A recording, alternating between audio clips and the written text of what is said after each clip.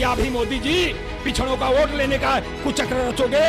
रच लो, इतिहास में आप नहीं करेगा कि पिछड़ों के साथ तुमने फर्जी बन करके, फर्जी बैकवर्ड बन करके तूने पीठ में छुरा भोंका। साथियों माफ नहीं करें। साथियों, मोदी जी जो तूने जातिवाद का नंगा नाच नचा, तेरी कैबिनेट में कितने लोग हैं बता दो, पिछड़े कितने हैं, हेड ऑफ डिपार्टमेंट कितने हैं, नई शिक्षा नीति पर किसने कुठाराघात किया, शिक्षा का बजट किसने काटा, हेल्थ का बजट किसने काटा मोदी जी। और देश की दुहाई देते हो कि लॉकडाउन, नोटबंदी, अरे बाप रे बाप, आपने तो देश को कहां बहुजन के मूल निवासियों के अधिकार को हनन करके रख दिया।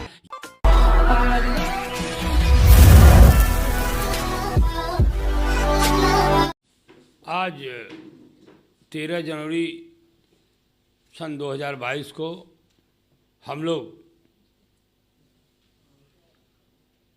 बहुजन मुक्ति मोर्चा पार्टी और बहुजन क्रांति के तत्वाधान में राष्ट्रीय परिवर्तन मोर्चा की विशाल रैली हो रही है वर्चुअल। साथियों, जिसकी तैयारी हमारे पूर्व वक्ता महोदय ने रखा, हम लोग भी किसान मजदूर की लड़ाई पूरे पूर्वांचल में, पूरे उत्तर प्रदेश में अलख जगाने का काम जो कर रहे थे। साथियों, आज हम राष्ट्रीय कृषक दल को राष्ट्रीय परिवर्तन मोर्चा के साथ संबद्ध करते हैं, जिसकी अनुमति माननीय संयोजक राष्ट्रीय परिवर्तन मोर्चा माननीय मेश्राम साहब से हम लोगों ने लिया। उनको समर्थन पत्र भी सौंपा, जिसकी स्वीकृति मिली।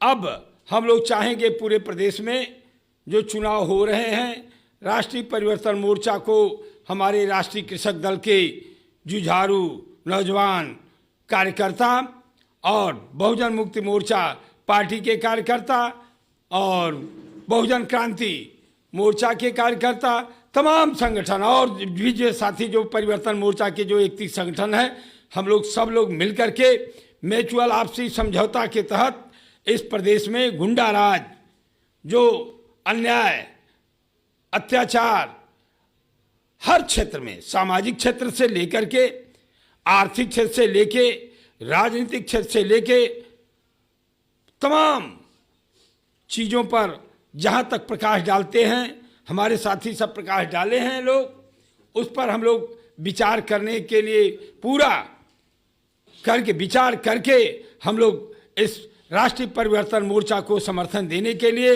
और लड़ाई लड़ने के लिए साथ हम लोग तैयारी करके आए हैं।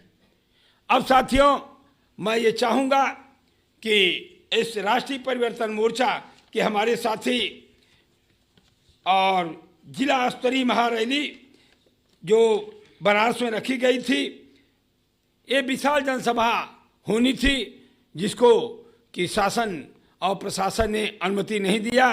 तो आज इस वर्चुअल रैली में पधारे हुए हमारे इस महा रैली में जो नासिर इदभासी राष्ट्रीय अध्यक्ष युवा जन क्रांति माननीय चौधरी विकास पटेल साहब, जो पिछड़ा वर्ग के राष्ट्रीय अध्यक्ष, और माननीय प्रवेंद्र प्रताप सिंह जो बहुजन मुक्ति पार्टी नई दिल्ली, और साथी आयुष्मती निशा मेश्राम साहब राष्ट्रीय महासचिव बहुजन मुक्ति पार्टी, और अनिल माने साहब राष्ट्रीय युवा प्रकोष्ठ बहुजन मुक्ति मोर्चा, बीच में प्रकाश पुंज के रूप में आज प्रदर्शित होकर के हम लोग चाहेंगे इस सांस्कृतिक नगरी जो पंडों का मनुवाद का अखाड़ा बन करके बनारस में पड़ा हुआ है, जो माननीय मोदी जी और संघ का अखाड़ा बन गया है,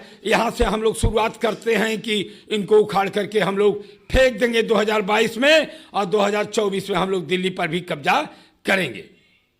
साथियों, अब मैं आपके सामने इस बात का उल्लेख करना चाहता हूं कि जिस संविधान के तहत बाबा साहब ने हम लोगों को अधिकार दिया अधिकार के साथ साथ कर्तव्य बताया कि अधिकार दे तो दिया, लेकिन यदि तुम निष्ठापूर्वक कर्तव्य करते हुए इस अधिकार का प्रयोग करके राजा बन जाओगे। लेकिन साथियों 75 साल हो गया, हम लोग दिल्ली की कुर्सी पर मूल निवासियों का कब्जा नहीं हो पाया। ताकि क्यों नहीं हो पाया? क्योंकि मनुवादी व्यवस्था के तहत कुचक्र रचा गया, पैसे का लालच देके वोट खरीदा गया, पैसे के लालच के दे करके भटकाव किया गया, और जिसके तहत हमारे सारे संविधान के दिए गए अधिकारों को समाप्ति करने का कुचक मनुवादी सरकारों द्वारा किया गया। साथियों, मूल निवासियों के अधिकारों का हनन किया गया। तो अब जो मौजूदा समय में लड़ाई है साथियों, आप जिस क्षेत्र में ले लें, हम लोग सामाजिक लड़ाई में आप देख रहे हैं कि समाज में व्यक्ति को चीन चीन कर पहचान करके अधिकारी काम करते हैं, अधिकार देते हैं, प्रताड़ित किया जाता है। और आर्थिक रूप से आपने देखा कि जब विगत संविधान 26 जनवरी 1950 को लागू हुआ, उसके बाद जब हम लोग 50, 60, 70 वर्ष के हुए, मैच्योर्ड हुए, पीढ़ी आई और संविधान के तहत अधिकार जब जानने का काम किया गया, उसको अनुरूप लागू करने की आवाज उठाई गई। तो साथियों, संविधान को बदलने का काम संसद में मनुवादी सरकारों द्वारा किया गया। 19 मार्च सन 2019 को एक फर्जी तथा कथित कहने वाले अपने को पिछड़ा माननीय प्रधानमंत्री दामोदर दास मोदी चाय बेचने का फर्जी नाटक करके देश की सत्ता पर ये संघ वालों, आरएसएस वालों ने जो अभियान चलाया, उसके तहत कब्जा किया। और मीडिया ने भी साथ दिया। देश की मीडिया पूंजीवादी मीडिया, तो हमको देश की पूंजीवादी मीडिया की तरफ नहीं जाना है, हमको इनके छलावे में नहीं जाना है। यदि इनका पैसा मिलता है, पैसा ले लो, लेकिन बहुजन के लोगों, मूल निवासी अपने अधिकार का प्रयोग सही बटन जगह पे आरपीएम राष्ट्रीय परिवर्तन मोर्चा के प्रत्याशी जहां जहां गठबंधन के हों, उनको जिताने का काम किया जाए, ताकि लंगड़ी लुंगी बहिल सरकार भी बनती है तो उत्तर प्रदेश में बहुजन मूल निवासी अपने अधिकार के प्रति सचेत होकर के कानून कायदे संविधान के तहत बनवाने का काम करेगा।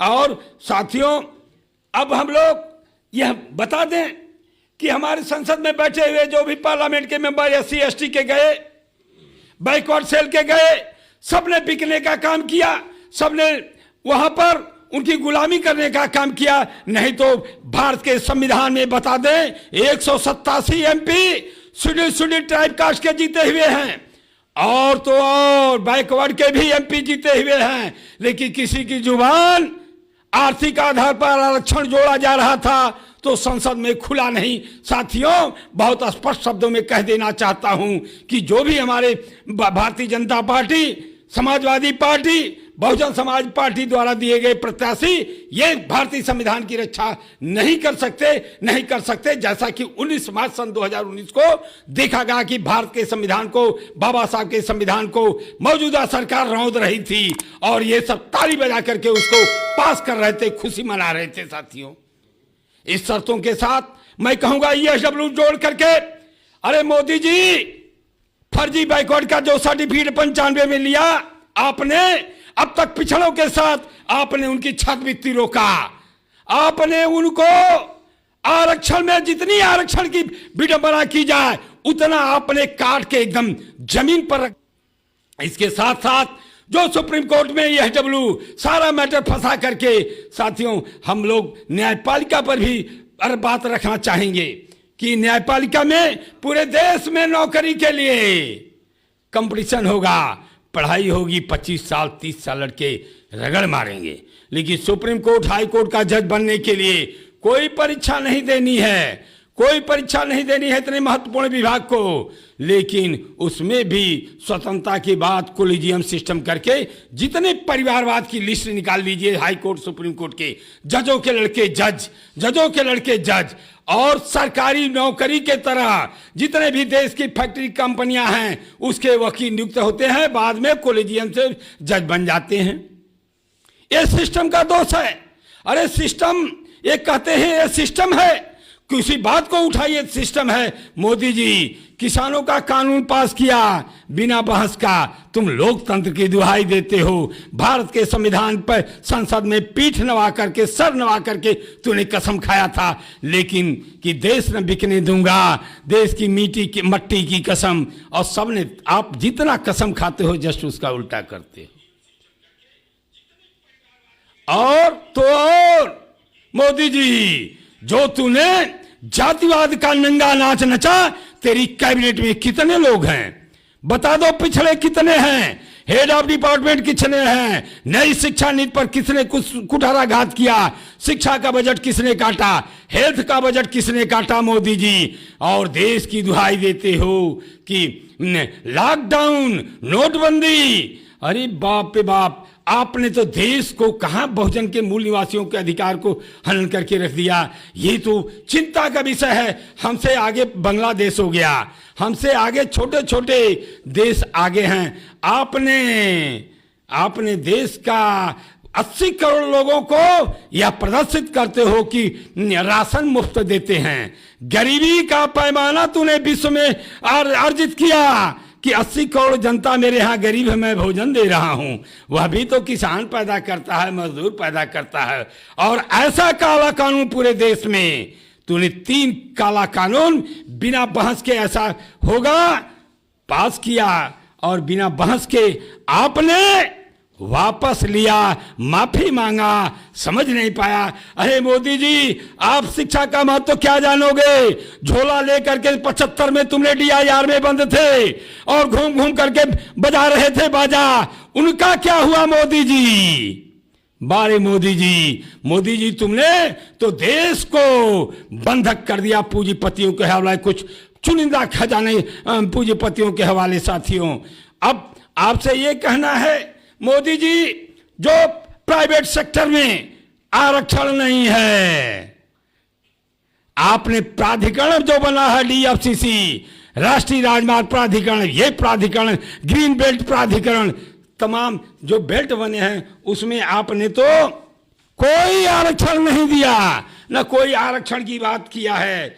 और साथियों, और भी वक्ता हैं, बहुत सारी बातें हैं, लेकिन बस एक अपील करना चाहूंगा कि उत्तर प्रदेश 2022 में राष्ट्रीय परिवर्तन मोर्चा को अपनी ताकत दिखाने के लिए, साथियों, जहां भी राष्ट्रीय परिवर्तन मोर्चा, चेहरा मत देखना, राष्ट्रीय परिवर्तन मोर्चा देखना, जिस भी क्षेत्र में हो, गठबंधन में जो भी प्रत्याशी आता है उसको तन मन धन, पैसे भी नहीं है, उनको सहयोग करके, एक नोट एक वोट के सहयोग से इस सरकार को बदलने का काम करिएगा।